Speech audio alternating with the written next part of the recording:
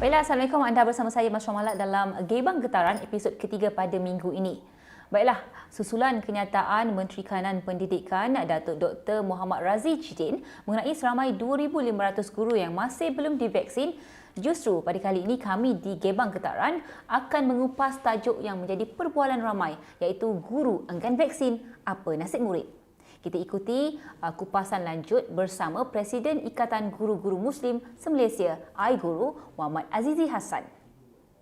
Selamat datang Encik Azizi ke dalam segmen kami. Mungkin Encik Azizi boleh serangkan sikit tak beberapa ataupun mukadimah berkenaan dengan insiden yang berlaku akhir-akhir ini berkenaan dengan semalam pun Menteri Pendidikan ada mengatakan bahawa seramai 2,500 guru yang enggan mengambil vaksin, antaranya ada dua sebab. Satu, berkenaan dengan satu penyakit, dan juga kedua memang tidak ataupun enggan mengambil vaksin. Mungkin doktor boleh ceritakan sikit tak apakah sebenarnya kronologi ataupun perkara yang berlaku dalam minggu ini ataupun kata dalam fasa sekarang ini. Teruskan doktor. Okey. Cikgu. Bismillahirrahmanirrahim. Assalamualaikum warahmatullahi wabarakatuh dan salam sejahtera kepada semua pendengar sekalian. Seperti mana kita maklum bahawa Yang Berhormat Menteri Kanan Pendidikan Datuk Muhammad Razif Chitin telah mengumumkan pembukaan sekolah yang akan dimulakan pada 3 Oktober nanti, dan pembukaan sekolah nanti akan melibatkan sekolah-sekolah di fasa 4, negeri-negeri fasa 4, dan juga sebahagian negeri di fasa 3 yang mana pembukaannya hanya melibatkan kelas peperiksaan. Dan kerajaan telah mengambil satu tindakan ataupun langkah-langkah awal untuk pembukaan sekolah yang akan berlangsung pada 3 Oktober nanti, iaitulah usaha memvaksinasi guru-guru supaya keadaan sekolah nanti berada dalam keadaan selamat. Dan sebagaimana taklimat yang diberikan oleh Yang Berhormat Menteri Kanan Pendidikan, baru-baru ini kita dapati ada 97% guru-guru yang telah mendapat vaksin dos yang pertama, dan ada 86% lebih yang mendapat dos yang kedua. Dan juga dimaklumkan kepada kita sudah ada pekerja sokongan ataupun staf sokongan sekolah, Sani, pembantu makmal, sebagainya juga sudah mencecah, kita kata hampir 75%. Begitu juga yang melibatkan ibu bapa kepada pelajar-pelajar yang akan memasuki sekolah. Jadi apa yang dilakukan oleh Kementerian Pendidikan untuk vaksinasi ini adalah tujuannya untuk memastikan ekosistem pendidikan kita dalam keadaan selamat dan terjamin. Sebab itu kita ataupun KPM telah mengarahkan guru-guru untuk dipastikan mendapat vaksin tersebut. Namun masih ada lagi kedapatan guru-guru yang menolak vaksin tadi. Dan daripada dapatan kajian yang dilakukan oleh KPM, mendapati antaranya menolak disebabkan dua faktor lah. Pertama, disebabkan faktor kita kata kesihatan. Mereka takut timbul kesan kepada kesihatan mereka. Yang satu lagi, mereka ni adalah golongan kita katakan anti vaksin. Banyak sebablah mereka menjadi anti vaksin ni. Jadi ini antara cabaran. Tapi saya lihat Kementerian Pendidikan hari ini juga dalam akhbar Yang Berhormat Menteri akan berbincang untuk pastikan satu tindakan yang diambil nanti kepada guru-guru yang enggan vaksin ini mesti mengambil kira faktor undang-undang peraturan yang sedia ada. Dan kita lihat KPM juga berterusan untuk pastikan memujuk dan juga memberikan kaunseling kepada guru untuk terus menerimakan suntikan vaksin ini. Jadi ini sebagai langkah yang penting pembukaan sekolah, dan kita faham sudah ada KPM telah menggerakkan usaha untuk vaksin juga pelajar. Jadi ini semua untuk memastikan satu matlamat yang jelas bahawa ekosistem pendidikan kita nanti apabila sekolah dibuka akan jadi selamat, dan bahkan ia memberikan keyakinan kepada ibu bapa untuk menghantar anak ke sekolah. Baik. Baik, okey, itu mungkin sedikit mukadimah yang diterangkan oleh Encik Azizi. Mungkin apakah sebenarnya jalan penyelesaian terbaik bagi memastikan keselamatan pelajar di sekolah ini terjamin, Encik Azizi? Okey, jadi untuk memastikan keselamatan pelajar ini terjamin, kita kena faham apabila Yang Berhormat Menteri Kanan Pendidikan mengumumkan pembukaan sekolah, dia telah menjelaskan dengan terang, dengan nyata bahawa pembukaan sekolah ini hanya melibatkan negeri-negeri berdasarkan secara berperingkat. Yang penting pengumuman sekolah ini akan dibuka secara berperingkat. Sekolah pasti akan dibuka pada 3 Oktober, tetapi ia dibuka secara berperingkat. Yang kedua, kita kena faham negeri-negeri yang akan dibuka sepenuhnya pun adalah negeri fasa 4. Itu pun akan dijalankan secara berperingkat. Yang kedua, negeri fasa 3 akan dibuka hanya kelas peperiksaan. Adapun negeri-negeri yang di fasa 1 dan di fasa 2 tidak akan dibuka kepada semua pelajar. Dan pelajar yang hanya datang ialah pelajar-pelajar yang kita kenal jelas, iaitu pelajar-pelajar prasekolah atau kita kata tadika, dan pelajar yang berkeperluan khas. Jadi ini adalah satu langkah untuk kita lihat memastikan apabila perancangan pendidikan dibuat, apabila sekolah dibuka, ada isu yang besar ialah memastikan pendidikan kita dapat diteruskan ialah keselamatan dan kesihatan pelajar. Jadi apa yang dilakukan, yang pertama yang dilakukan oleh pihak KPM, kita lihat ialah KPM telah membuat satu perancangan strategik. Yang pertama sekali ialah mengatur susun pembukaan sekolah ni secara berperingkat, berfasa dan juga berperingkat-peringkat. Jadi dia tidak buka terus sekaligus kepada semua pelajar, tetapi yang keduanya ialah dilakukan secara berperingkat. Akan dimulakan pelajar-pelajar kelas peperiksaan dahulu, kemudian diikuti kepada pelajar-pelajar yang kita kata tahap kalau sekolah menengah tahap tingkatan 4 dan tingkatan 4, 3, 4, kemudian barulah menengah rendah. Itu contoh sekolah menengah. Begitu juga sekolah rendah dilaksanakan secara berperingkat. Yang kedua, kita lihat persekolahan apabila dibuka nanti ialah secara pergiliran untuk memastikan sistem sekolah kita selamat daripada jangkitan, risiko jangkitan perlu dilaksanakan secara pergiliran. Maknanya hanya pelajar ni datang sekolah, kalau satu kelas tu ada 30 orang, mungkin 15 pelajar datang minggu ni, mungkin 15 pelajar lain akan datang pada minggu hadapan. Ini satu langkah untuk kita mengelakkan jangkitan. Itu yang dilakukan oleh di pihak KPM. Yang ketiga ialah SOP. Mana ada KPM telah memperkemaskan SOP yang sedia ada, supaya SOP yang nanti dibuat, kita akan mengambil kira pelajar-pelajar yang datang ke sekolah dan juga pelajar yang tidak datang, yang berada di rumah. Jadi pelajar yang datang sekolah tu, kenapa kita SOP kita diperkemaskan? Karena sebelum ni pelajar semua datang dan sekolah yang mempunyai kepadatan pelajar, kemudian ibu bapa yang ambil ni akan membawa risiko terdedah kepada jangkitan. Jadi dikurangkan pergiliran itu, dilaksanakan pergiliran dan dikurangkan pelajar itu satu langkah yang dibuat untuk memastikan kita kata keselamatan pelajar itu terjamin apabila sekolah itu dibuka. Itu yang dilihat dari aspek Kementerian Pendidikan Malaysia. Yang kedua, kita lihat usaha vaksinasi itu diteruskan. Dan sekarang saya rasa paksa yang seterusnya ialah memastikan pelajar-pelajar kelas peperiksaan menerima suntikan vaksin. Dan kita lihat pelajar-pelajar yang berusia 18 tahun, pelajar-pelajar kita kata pelajar-pelajar tingkatan 6 atas lah, dan ataupun pelajar yang ambil matrikulasi dan sebagainya itu sebagainya sudah divaksin. Dan sekarang ini akan menuju kepada pelajar-pelajar yang berusia 17 tahun, iaitulah pelajar-pelajar yang akan mengambil sijil pelajar remaja, sijil antarabangsa, dan akan menjurus ke arah tersebut. Jadi sekarang ini pihak KPM sedang mengumpulkan data dan akan memulakan proses vaksinasi kepada pelajar setelah guru-gurunya telah divaksin. Dan yang ketiganya ialah usaha untuk meneruskan lagi vaksin kepada staf sedia ada untuk pastikan dapat.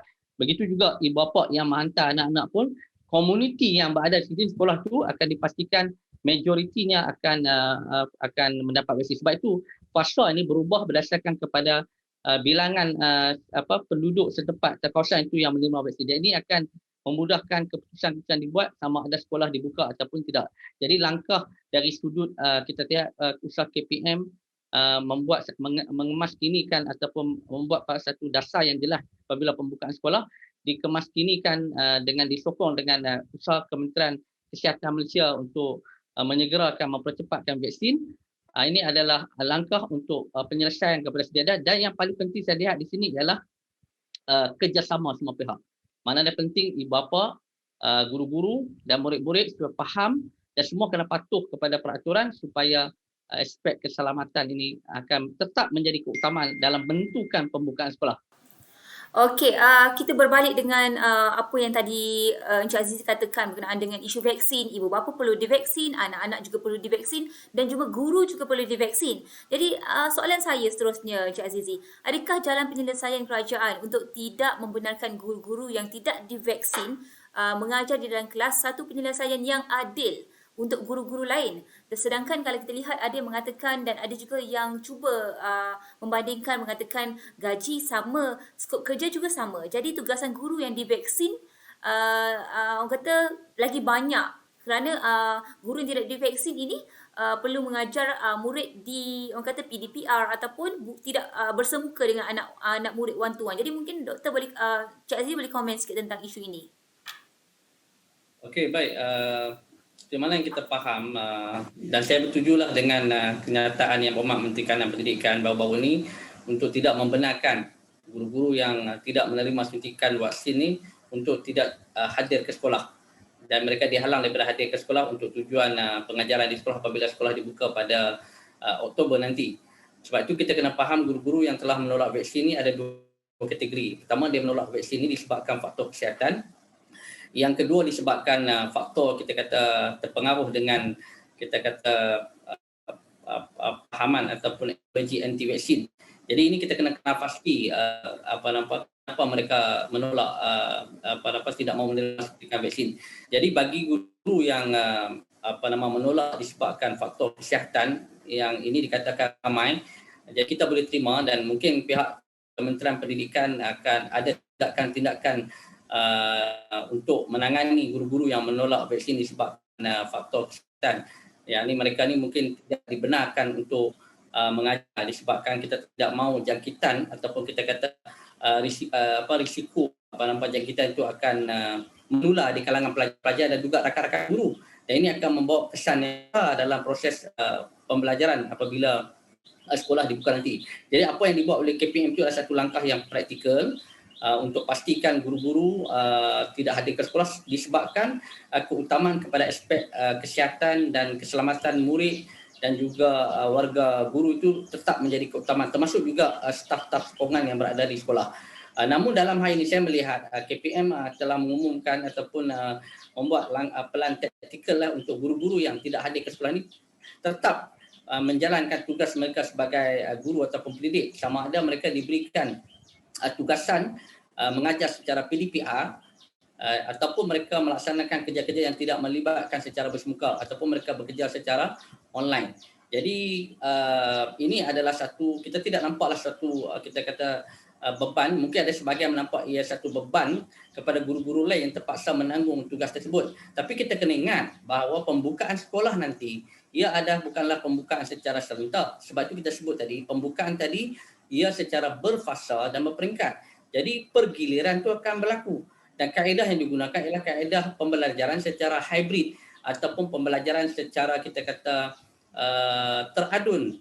Jadi tak timbul isu jenis. Jadi kita boleh agihkan mana guru-guru yang hadir ke sekolah dia boleh mengajar, adapun guru yang tidak hadir ke sekolah dia terus kekal secara PDR, ataupun guru-guru yang berada di kawasan-kawasan yang di kawasan-kawasan fasa 1 dan fasa 2 kekal akan mengajar secara PDPR. Jadi nak mengatakan ia sesuatu tidak adil, tidaklah kita katakan ia sesuatu yang tidak adil, iaitu dengan kata yang memberi beban kepada guru-guru yang datang mengajar. Sebab itu saya lihat dalam hal ini yang penting pihak sekolah perlu diberi autonomi apakah bentuk yang sesuai kepada guru-guru yang tidak hadir ini untuk membantu melaksanakan tugas sebagai seorang guru sebagaimana kawan-kawan lain yang menjalankan tugas di waktu sekolah, supaya mereka tetap berperanan sebagai seorang guru. Namun dalam hal ini saya lihat tugas sekolah juga ialah berusaha sehabis baik untuk memujuk guru-guru ini, khususnya yang tidak mahu menerima vaksin disebabkan faktor yang bukan kesihatan, untuk terus menerima suntikan vaksin. Ini kerja yang perlu berterusan, dan saya rasa nisbah bilangan guru yang menolak vaksin bukanlah kita kata bilangan yang ramai, dan ini tidak akan menjejaskan sektor pendidikan. Dan saya rasa KPM pun sekarang ni ke arah nak melihat balik kepada guru-guru yang enggan disebabkan bukan faktor-faktor yang munasabah untuk diambilkan tindakan tertatib. Jadi ia adalah satu langkah untuk kita melihat bahawa ekosistem pendidikan itu selamat. Yang kedua, keyakinan ibu bapa untuk menghantar anak ke sekolah. Dan yang ketiga ialah kelangsungan pendidikan itu dapat diteruskan. Jadi mana-mana guru yang asal enggan ataupun mencabar peraturan yang sedia ada, saya yakin kita ada undang-undang, kita ada peraturan, kita ada tata tertib yang boleh diambil. Jadi saya rasa dengan langkah-langkah macam ni, saya rasa ia bukan suatu yang kita kata tindakan zalim ataupun tidak adil, sebab kita pun terikat dengan peraturan, dan setiap kaki tangan kerajaan dia terikat dengan peraturan-peraturan yang telah ditetapkan oleh Jabatan Perkhidmatan Awam. Jadi semua orang kena patuh dan berusaha untuk menjadi pekerja ataupun kita kata kaki tangan awam yang berdisiplin. Baik, saya berminat dengan jawapan yang Cik Azizi berikan berkenaan dengan rungutan. Sekiranya ada ibu bapa yang tahu ada guru-guru mereka yang tidak divaksin dan hadir ke kelas dan mengajar, ataupun mereka orang kata mengganggu sistem jadual anak murid itu sendiri. Jadi mungkin mungkin Encik Azizi, apakah cadangan sebenarnya daripada kumpulan Persatuan Air Guru ini untuk menyelesaikan masalah ini? Ada tak guru-guru yang tidak mahu vaksin membuat aduan dan keluhan dan rungutan kepada air guru, dan mana tahu ada yang rasa tindakan kerajaan ini tidak adil dan sebagainya? Sebab kalau kita lihat air guru ini merupakan salah satu platform di mana mungkin ada aduan dan rungutan yang diterima daripada guru-guru yang mungkin ada yang juga yang anti vaksin, ada yang memang ada penyakit, mungkin ada keluhan ataupun rungutan daripada pihak mereka. So mewakili guru di Malaysia, Encik Azizi. Ya, kita ada terima beberapa aduan guru-guru yang tidak mau menerima vaksin, tetapi kebanyakan mereka tidak menerima vaksin disebabkan faktor kesihatan. Tetapi aduan itu bukanlah maksudnya bilangan yang ramai, hanya kita kata bilangan yang tidak ramai dan kita boleh kawal lagi. Jadi dalam hal ini tidaklah menjadi satu kita kata satu masalah besar apabila proses persekolahan dibuka nanti. Yang kedua, saya rasa dalam hal ini ialah kita lihat sekolah perlu kenal pasti mana-mana guru yang tidak mau menerima vaksin, dan kenal pasti apakah sebab mereka tidak mau menerima vaksin. Adakah disebabkan faktor kesihatan ataupun ada faktor-faktor yang lain. Dan saya lihat di sekolah sudah ada kaunselor sekolah dan juga pihak pengurusan sekolah, khususnya pengetua dan guru besar telah berusaha untuk memastikan guru-guru ini untuk menerima suntikan vaksin. Dan saya lihat ada perkembangan yang positif apabila tindakan ini dilaksanakan di peringkat sekolah, dan kita lihat apabila Yang Berhormat Menteri Kanan Pendidikan turun mengadakan libat urus dengan pentadbir sekolah, dengan pengurusan sekolah, dengan guru-guru, ia akan lagi memudahkan ramai lagi guru-guru akan menerima vaksin. Jadi ini satu langkah yang baik untuk memastikan usaha vaksinasi guru ini sudah mencapai lebih, terutama dos kedua akan mencapai lebih daripada 95%, dan ia bukan saja terhad di Brazil, saya rasa ia perlu melibatkan juga kelompok-kelompok seperti agamawan, kerana sebahagian yang menolak di atas faktor-faktor pengaruh Illuminati, Yahudi, agenda musuh dan sebagainya. Pihak agamawan perlu dilibatkan juga untuk dipahamkan. Begitu juga mereka dilibatkan juga pakar-pakar kesihatan. Kenapa kita perlu vaksin? Sebab kita kena ingatkan yang mati ni ramai bukan sebab vaksin. Yang mati ramai disebabkan tidak vaksin. Jadi peratus yang mati ramai disebabkan tidak vaksin itu lebih ramai lagi berbanding yang ambil vaksin. Jadi tak ada masalah pun sebenarnya vaksin, dan ketakutan yang ditimbulkan ni harus kita perjelaskan kepada guru-guru ni supaya mereka faham bahawa yang ramai mati ni bukan disebabkan menolak vaksin, tetapi yang ramai mati ni disebabkan mereka tidak vaksin. Ini yang penting. Jawapan Cik Azizi memang saya jelas, dan mungkin juga kalau kita lihat golongan pendidik ni adalah golongan yang mengajar, golongan yang orang kata jadikan satu pedoman dan juga rujukan. Tapi setengah macam mana Cik Azizi bagi guru-guru yang menolak vaksin dan mungkin berkongsi apakah keburukan vaksin dan sebagainya? Ada tak yang berhadapan dengan situasi macam ni? Daripada mungkin aduan daripada ibu bapa sendiri ke? Mungkin Cik Azizi boleh kongsikan sedikit tak? Ya, kita antara masalah di awal apabila kerajaan nak memutuskan semua rakyat Malaysia untuk menerima vaksin, mungkin peringkat awal kita mulakan kepada golongan frontliner, kemudian diikuti. Di pihak guru pun banyak mencadangkan, antara yang terawal juga mencadangkan supaya guru diberi vaksin, bahkan juga murid-murid diberikan vaksin. Jadi ini juga cabaran, sebab apabila kita nak mendesak ataupun meminta KPM dan juga KPM memulakan ataupun kita mempercepatkan vaksin kepada guru, tujuan asal kita sebut benda ini adalah memastikan ekosistem sekolah selamat dan sekolah dapat dibuka. Sebab apa, kita lihat apabila tempoh PDPR yang panjang dan kita belajar secara online, ini memberi kesan kepada sistem pendidikan kita, khususnya anak-anak akan terjejas dari segi menguasai 3M, membaca, mengira dan menulis. Kemudian kita kata tempoh yang panjang ni memberi kelesuan kepada pelajar-pelajar, hilang minat dan sebagainya, faktor motivasi mereka menurun. Jadi nak buka sekolah macam mana? Apa pilihan terbaik bagi kita? Kalaulah kita setakat menyebut kata guru-guru perlu memahirkan bidang PDPR semata-mata, kita dah telah lalui dah dan guru telah melakukan yang terbaik. Namun kita berdepan, mesti juga kita bersemuka. Sebab itu kita perlu sekolah dibuka. Jadi macam mana kita nak buka? Kita nak ekosistem tu selamat. Nak selamat macam mana? Satu cara dia adalah vaksin. Kita tak nafikan vaksin ni ada kesan dia, tetapi dia telah meminimalkan jangkitan tersebut dan risiko dia akan rendah. Tahap nak mengenal sakit tu agak risiko dia akan rendah. Sebab itu perlu vaksin. Jadi bagi guru-guru yang kesan daripada ini, kita lihat ada guru yang menerima, ada yang menolak, itu kita tak dapat nafikan. Dan ada juga pengaruh ibu bapa yang anti vaksin telah mempengaruhi anak untuk tidak menerima vaksin. Itu juga kita terima aduan. Jadi dalam hal ini kita kena melihat secara menyeluruh bahawa peranan sekolah ini bukan saja menangani guru-guru yang tolak vaksin, juga menangani masalah anak-anak yang tidak mahu vaksin ini disebabkan pengaruh ibu bapa yang anti vaksin. Sebab itu saya kata ia bukan saja di peringkat sekolah, seluruh komuniti perlu membantu. Maknanya di pihak kerajaan, Kementerian Penerangan Malaysia, Kementerian Komunikasi juga kena main peranan untuk mewawarkan pentingnya kita ambil vaksin supaya ekosistem kita selamat. Bayangkan kalau cikgu ambil vaksin, pelajar ambil vaksin, tetapi ibu bapa juga tidak mau ambil vaksin. Dia akan, bila pelajar itu pergi sekolah, dia akan, kalau ibu bapanya terkena jangkitan COVID, dia akan kena pada anak tadi. Dia akhirnya anak itu tidak dapat datang sekolah. Atau kalau dia datang sekolah, dia akan memberi kesan kepada kawan-kawan dan juga guru-guru. Jadi ini yang kita katakan perlu ambil vaksin, dan juga ia tanggungjawab semua pihak untuk membantu kerajaan untuk mengambil vaksin tersebut. Dan penjelasan perlu diteruskan dari semasa ke semasa. Kemudian kaunseling kepada guru-guru dan murid-murid ini perlu diteruskan. Dan kita nak pastikan nanti supaya semua pihak saling bahu-membahu untuk memastikan pengoperasian sekolah nanti berjalan dalam keadaan selamat dan terjamin.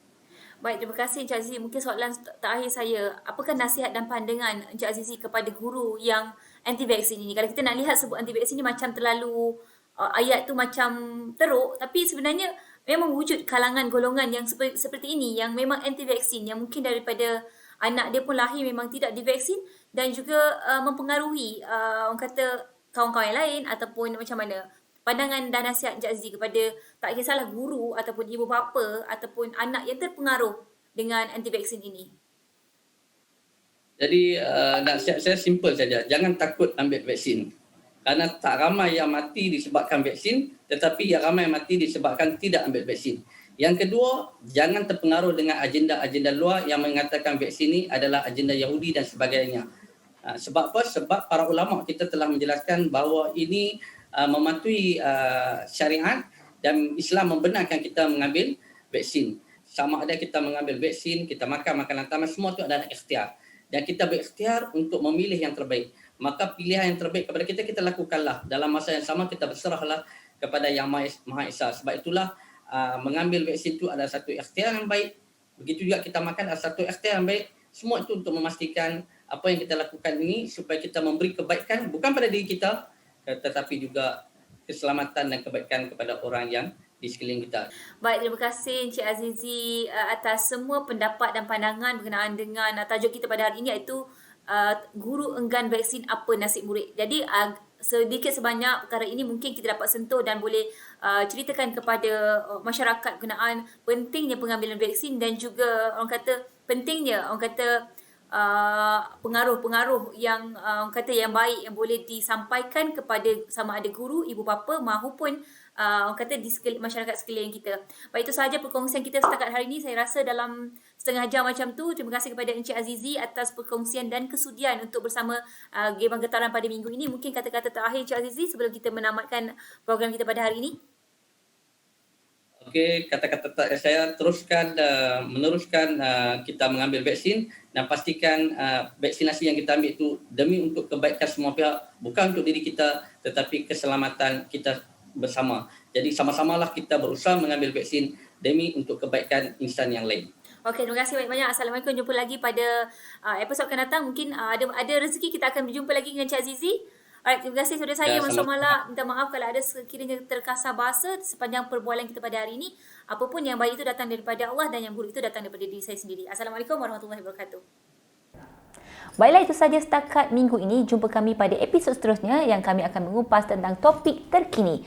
Bye, Assalamualaikum.